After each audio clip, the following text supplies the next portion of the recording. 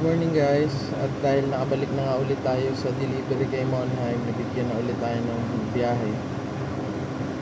Bali, andito kami ngayon sa Landmark BGC kasi yung isa pang drop namin is sa Unimec sa may Comembo. Yung dating naging vlog ko na rin yung dati kasi inabot kami dun ng alas 4 ng hapon.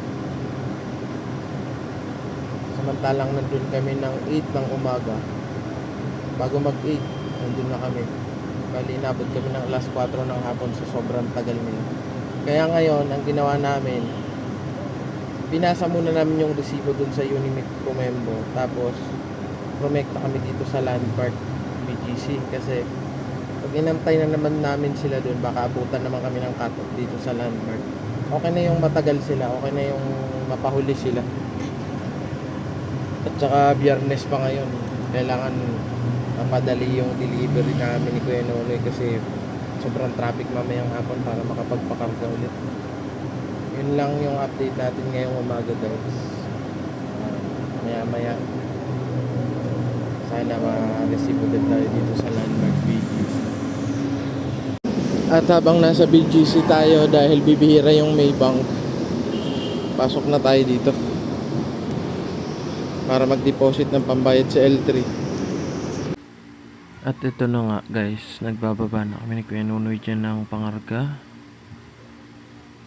Ito yung Landmark BGC, yung ating first drop dahil hindi na namin inuna yung Unimec dahil sobrang tagal nun pagka nag-deliver ka dun sa Unimec Comembo.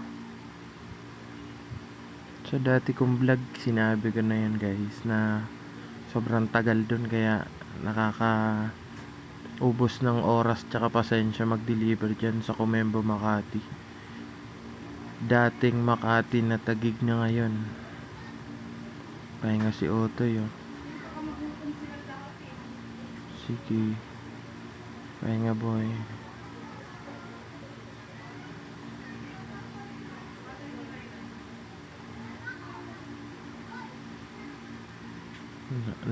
Nagmantika na.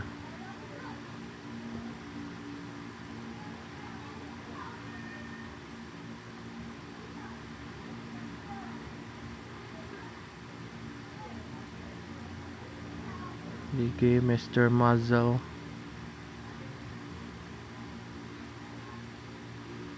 Grabe ba? Kala mo talaga mabilis eh. Guys, bali tapos na tayo magbaba dito sa Landmark BGC. At nagpapacheck na si Kuya Nonoy. Inaantay na lang natin siyang matapos kasi iaakyat pa yun sa taas ng Landmark. Medyo matatagalan dun si Kuya Nonoy. At pagkatapos nun, pupunta kami sa Unimec Comembo. Sana hindi naman matagal to. Pagkahan mamayang hapon. Traffic ang biyernes. Alas 12 na guys at hindi pa rin nakakabalik dito si Kuya Nunoy sa ating unit. Anong oras na naman kaya kami makakaalis dito sa Landmark BGC? Ang hirap pa naman dun sa Unimec, baka abutin na naman kami dun ng anong oras na. Sana mapabilis ngayong araw talaga. Ito yung inaayawan namin guys pagka araw ng biyernes tapos hindi nakapagpakarga kasi kinaumagahan Sabado yun yung last day ng biyahe kay Monheim kasi Lunes na ulit. Tapos imbis na pagka-deliver ng Sabado makauwi agad ng maaga, hindi mangyayari kasi kung hindi makapagpakarga ngayong araw, bukas po makapagpakarga. Imbis na bukas diretso na biyahe, hindi, kasi kung anong oras kami matatapos mamaya sa Unimec.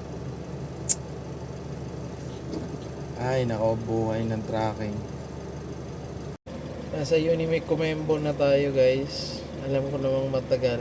Kahit matulog siguro ako ng 2 oras pa. 3 na ng hapon. Hindi pa rin tapos yun. Grabe ang tagal dito. Hindi na sa mga tracker dyan na mga nagdi-deliver dito, alam yan. Hindi talaga nakakatuwa mag-deliver dito kayo ni Mick Comembo. Makatagal. Ang galing. Ay, tulog muna tayo. Antok. Guys, bali dito na ako ngayon sa garahe namin. Hindi na kami nagpakarga ni Kuya Nono, hindi talaga aabot. Grabe. Si Unimic Comembo talaga pagka deliver namin yan. Ni isang beses hindi pa kami umabot sa kargahan niya ni Kuya Nono sa hapon. Matagal mag-receive, matagal pa yung resibo. Shout out sa'yo Unimic Makati. Natagig na ngayon. Unimic Comembo.